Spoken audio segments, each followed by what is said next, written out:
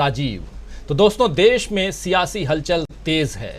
हिमाचल प्रदेश में हम देख ही रहे हैं कि चुनाव प्रचार अब खत्म होने के दिन नजदीक आ रहे हैं और इसीलिए आखिरी पारी खेलने में बड़े बड़े नेता लगे हुए हैं।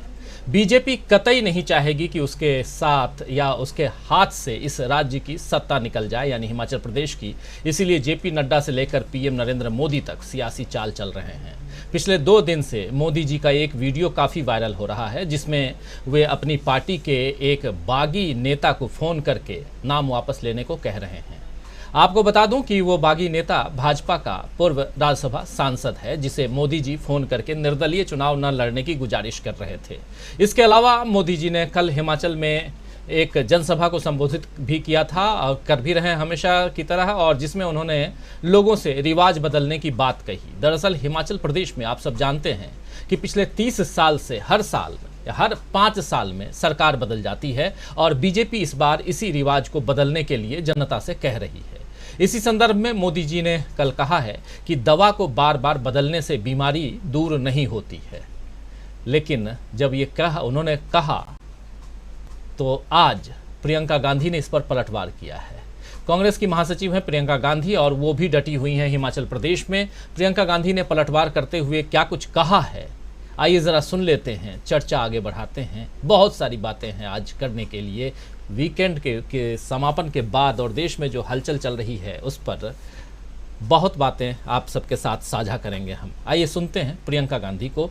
दवा बदलने वाली बात पर प्रियंका गांधी क्या कुछ कह रही हैं। और भाजपा के नेताओं को देखिए, यहाँ इस धरती पर आकर क्या कहते हैं, झूठे वादे करते हैं और आपसे कहते हैं कि दवाई बार बार बदलने से बीमारी नहीं छूटती। कौन बीमार है भाई?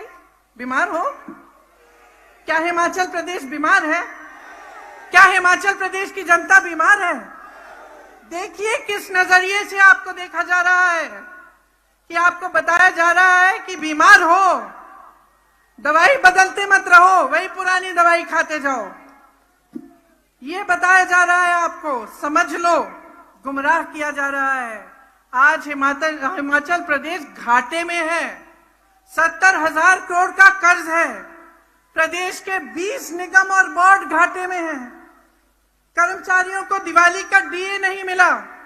एचआरटीसी के कर्मचारियों को अभी तक इस महीने का वेतन नहीं मिला था। लेकिन घोटाले ही घोटाले हैं। कोरोना के समय पीपीई किट में घोटाले हुए, पुलिस भर्ती में घोटाला हुआ, शिक्षक भर्ती में घोटाला हुआ, खनन के तमाम घोटाले हैं। ये स्थिति है और आपसे कहते हैं दवाई मत बदलिए, जैसे कि आप बीमार हैं। इन्होंने क्या परिस्थिति बना दी है हिमाचल प्रदेश के नौजवानों की, हिमाचल प्रदेश के भविष्य की। किसान, बागबान, छोटे व्यापारी सब मुसीबत में हैं। किसी से भी पूछ लीजिए पिछले 5 सालों में क्या आपने तरक्की की, क्या आपका बिजनेस बढ़ा, आपको रोजगार मिला? सब मना करते हैं, किसी की तरक्की नहीं हुई है।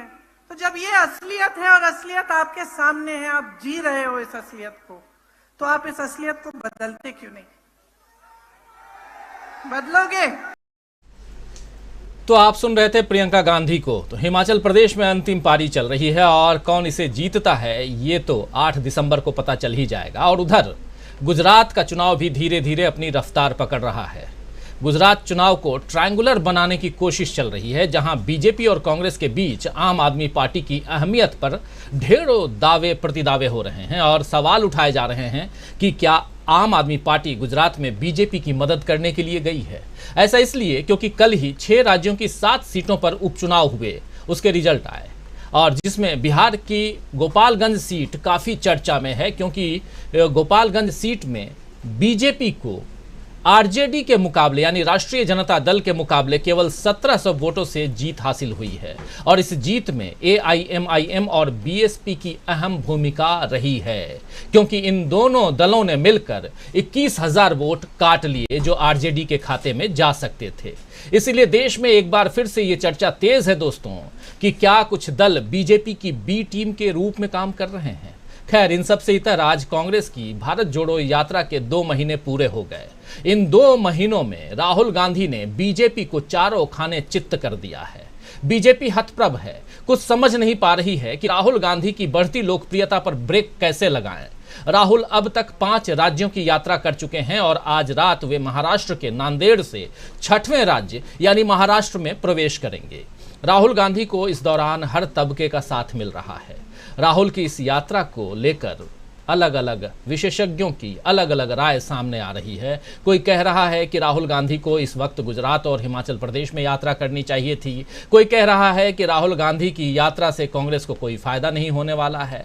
लेकिन इसी बीच पूर्व कांग्रेसी नेता गुलाम नबी आज़ाद, उन्होंने भी राहुल गांधी की तारीफ की है, भारत जोड़ो यात्रा की तारीफ की है। उनकी इच्छा है कि कांग्रेस हिमाचल प्रदेश और गुजरात में अच्छा प्रदर्शन करे। आप याद कीजिए कि ये वही आज़ाद साहब हैं जिन्होंने 2 महीने पहले कहा था कि राहुल में फैसले लेने की क्षमता ही नहीं है। राहुल तो अपने सुरक्षा कर्मियों की सलाह पर चलते हैं, उसके कहे के अनुसार फैसले लेते हैं। खैर, भारत जोड़ो यात्रा ने कांग्रेस को चर्चाओं के केंद्र में लाकर खड़ा कर दिया है, इसमें कोई दो राय नहीं है। और जिस तरह से प्रियंका गांधी हिमाचल प्रदेश में गरज रही हैं और उधर राहुल गांधी बिना कुछ कहे अपने कार्यकर्ताओं को, बिना थके अपने कार्यकर्ताओं को, लोगों को, जनता को अपने साथ जोड़ रहे हैं, उससे साफ दिखाई दे रहा है कि इस बार कांग्रेस अब आर पार की लड़ाई के लिए तैयार हो गई है। आइए चर्चा की शुरुआत करें और समझने की कोशिश करें कि आर पार की लड़ाई में कैसे उतर गई है कांग्रेस। आज चर्चा इसी पर करेंगे और समझने की कोशिश करेंगे कैसे उतर गई है कांग्रेस आर पार की लड़ाई में, और ये आर पार की लड़ाई किससे है ये भी समझेंगे। चर्चा की शुरुआत करें और हमारे साथ कुछ वरिष्ठ साथी जुड़े हुए हैं, उन सबसे आपका परिचय करवाऊं। हमारे साथ इस वक्त 5 वरिष्ठ साथी हैं। पॉलिटिकल एनालिस्ट के रूप में 2 वरिष्ठ साथी हैं। प्रोफेसर अखिल स्वामी जी, आपका स्वागत करता हूं। प्रोफेसर अखिल स्वामी जी।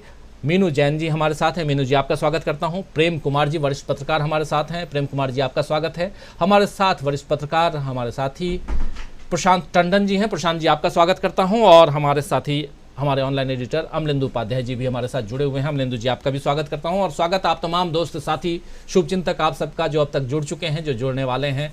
आराम खत्म, अब फिर से काम। आज सोमवार पहला दिन, लेकिन ये सप्ताह बहुत अहम रहने वाला है, खासकर हिमाचल के लिए। हिमाचल में आर पार की लड़ाई चल रही है और वहाँ प्रधानमंत्री नरेंद्र मोदी वीकेंड पर काफ़ी चर्चा में रहे।